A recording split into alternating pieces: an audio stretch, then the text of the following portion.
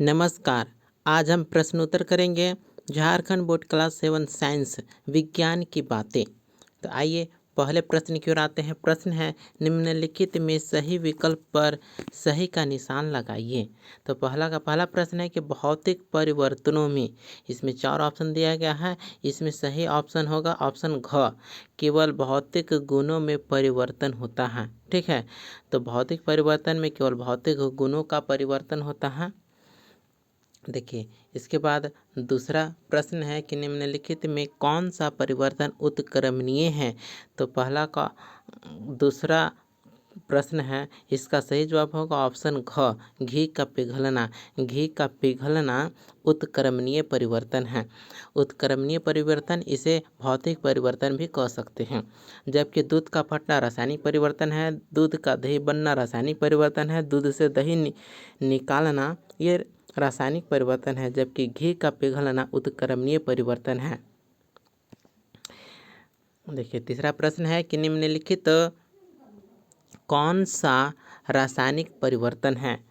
तो रासायनिक परिवर्तन कौन सा है, तो ऑप्शन घ, कागज का जलना रासायनिक परिवर्तन है। जबकि कोयले को पीसकर चूर्ण बनाना यह हो गया भौतिक परिवर्तन। कांच को बोतल का टूटना भौतिक परिवर्तन। कपड़े का फटना भौतिक परिवर्तन है। जबकि कागज का जलना रासायनिक परिवर्तन है, क्योंकि कागज जलने के बाद दोबारा कागज नहीं बनाया जा सकता है। देखिए, अब हम दूसरे प्रश्न की ओर आ गए हैं। प्रश्न करता है कि एक ऐसी घटना लिखिए जिसमें भौतिक और रासायनिक दोनों तरह के परिवर्तन होते हैं। तो दूसरा प्रश्न का उत्तर होगा मोमबत्ती का जलना। इसमें मोम का पिघलना भौतिक परिवर्तन है, जबकि जलने पर कार्बन डाइऑक्साइड और जल का बनना रासायनिक परिवर्तन है। इस प्रकार मोमबत्ती का जलना भौतिक और रासायनिक दोनों तरह के परिवर्तन होते हैं। देखिए, अब तीसरे प्रश्न की ओर आगे हैं। प्रश्न करता है कि निम्नलिखित को भौतिक एवं रासायनिक परिवर्तनों में वर्गीकृत कीजिए। तो भौतिक परिवर्तन में शामिल होता है मोम का पिघलना, धान से भूसी को अलग करना, बर्फ का पिघलना, ये हो गया भौतिक परिवर्तन। और जबकि रासायनिक परिवर्तन में चावल का पकना, दूध से दही बनना, भोजन का पचना, जंग लगना, प्रकाश संश्लेषण, इसके आगे आटे से रोटी बनना, पत्तियों से खाद बनना, ये सभी रासायनिक परिवर्तन हो गए। इसके आगे हम चौथे प्रश्न की ओर आ गए हैं। प्रश्न करता है कि कॉपर सल्फेट के रवे कैसे बनते हैं, सचित्र वर्णन कीजिए। तो चौथे प्रश्न का उत्तर होगा कि कॉपर सल्फेट के रवे बनाने के लिए गर्म पानी में नीला कॉपर सल्फेट घोला जाता है। जब संतृप्त घोल बन जाता है तो इसे ठंडा करने पर उसमें से कॉपर सल्फेट के नीले क्रिस्टल रवे बाहर आ जाते हैं। यह एक क्रिस्टलीकरण की प्रक्रिया है। और आप सचित्र वर्णन में भी आप देख सकते हैं कि कॉपर सल्फेट के रवे बनाने के लिए गर्म पानी में नीला कॉपर सल्फेट घोला जाता है, और जब संतृप्त घोल बन जाता है तो ठंडा करने पर उसमें से कॉपर सल्फेट के नीले क्रिस्टल बाहर आ जाते हैं। यह एक क्रिस्टलीकरण की प्रक्रिया है।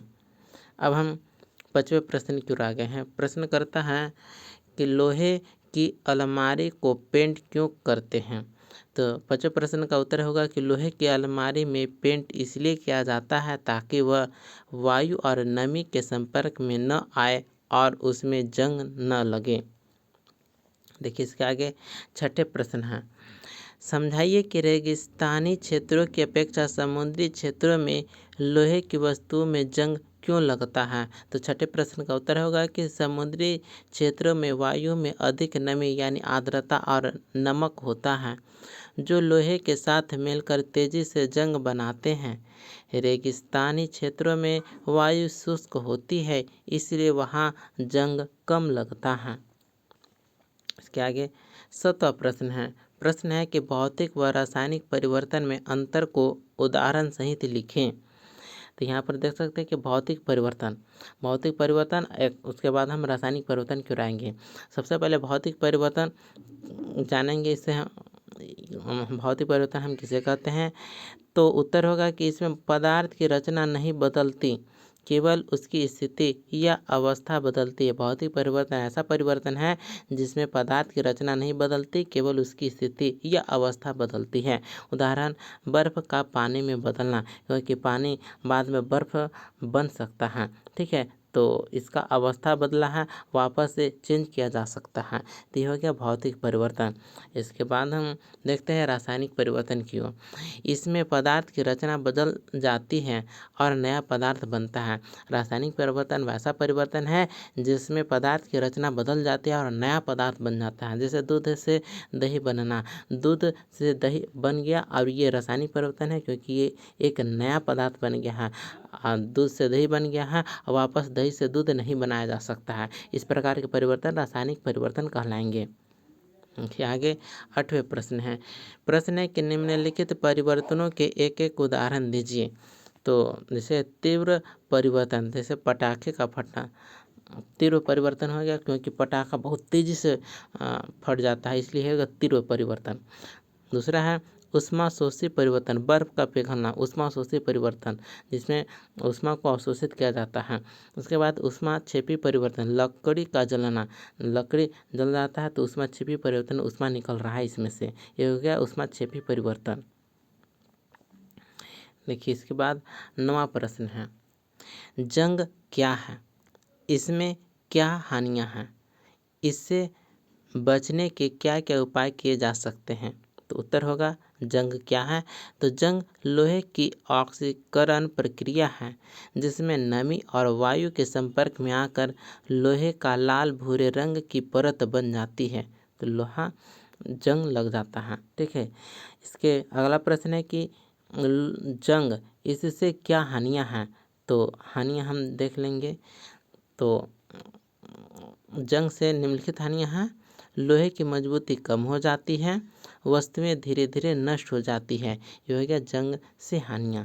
अब हम इससे बचाव के बारे में जानेंगे कि जंग इससे बचने के क्या क्या उपाय किए जा सकते हैं। तो बचाव के उपाय है तो पेंट कर सकते हैं, उसके बाद है ग्रीस या तेल लगा सकते हैं। इसके बाद अगला पॉइंट है गैल्वेनाइजेशन करना। इसके बाद चौथा पॉइंट है स्टेनलेस स्टील का उपयोग करना, इससे जंग से बचाव किया जा सकता है। देखिए इसके बाद 10वां प्रश्न है कि स्टील के चम्मच को अचार के डिब्बे में नहीं रखना चाहिए, क्यों।